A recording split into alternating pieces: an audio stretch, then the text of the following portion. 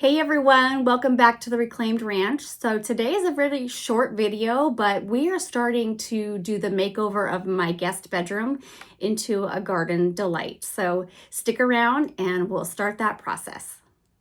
Okay, so you can see that this used to be my stepson's bedroom and he is now in college and has moved out. So it is time for a makeover. So we are going to turn this into more of like an English countryside, cottage core feel, just real feminine, and it's going to have lots of antiques. And of course, we are going to paint that striped wall. Not my colors of choice. But yeah, we're going to give this whole room a makeover. And this antique furniture set I actually got from a couple that shops at our store. And so I'm going to make that over as well. So here comes the boring stuff, all the prep work that is involved in redoing a room. So I'm going to take everything out, do all the cleaning, and wash all the baseboards and the windowsill, and there was some handprints on the wall. So we got to get all the grime off before we can go in and paint. So because these are such bold colors, I am going to go ahead and use some primer to paint these walls. And I'm going to do 2 coats of primer.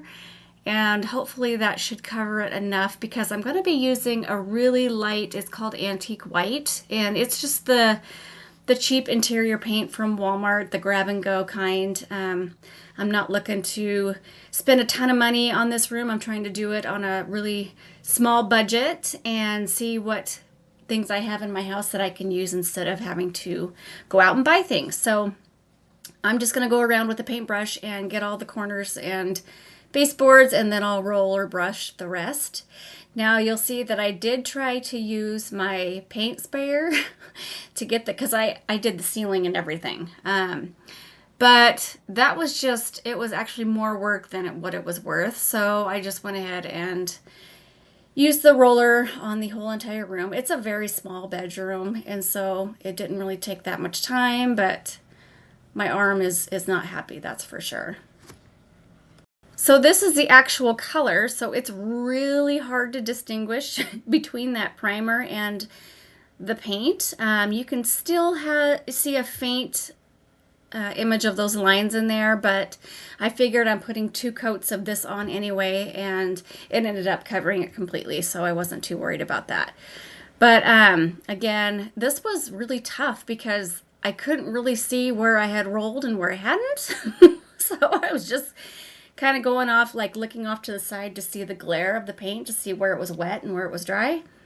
But yeah, I do like this color. I wanted a very creamy color, but really, really light because I am putting a mural on this wall. And you guys, it's going to be so beautiful. I can't wait for you to see. So I'm going to go ahead, and this is where I was going to use my paint sprayer. So I'm taking the fan apart, and I'm actually doing a live tonight with Sonnet on these fan blades. I'm going to be decoupaging those and painting on them a little bit. So that's going to be a fun little detail that I didn't know I was going to do until last minute.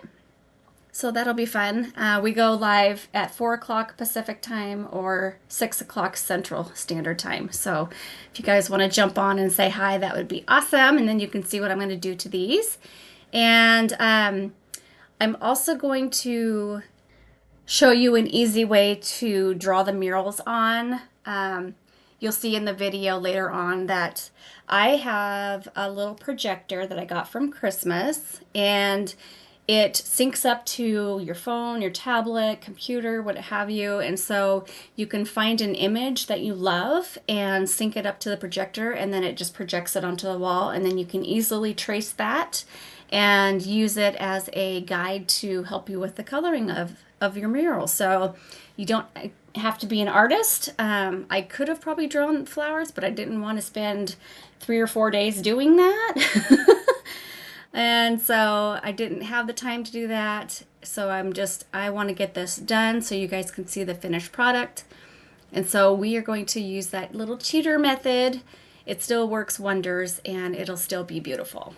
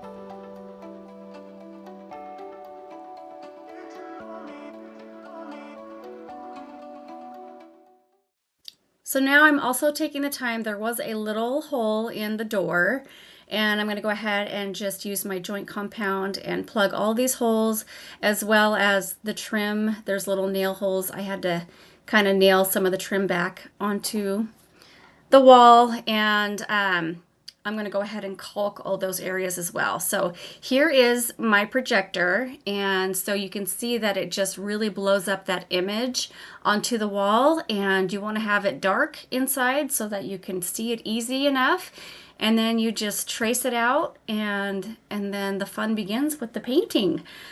So fun story, this is actually the house that I grew up in, and this room was actually my bedroom. So there was a lot of memories of, I had a bunch of, instead of boy posters, I had horse posters everywhere, like even up on the ceiling and everything. My walls were covered from floor to ceiling with horses. And so there might have been a boy poster here and there, but for the most part, my love is on the horses.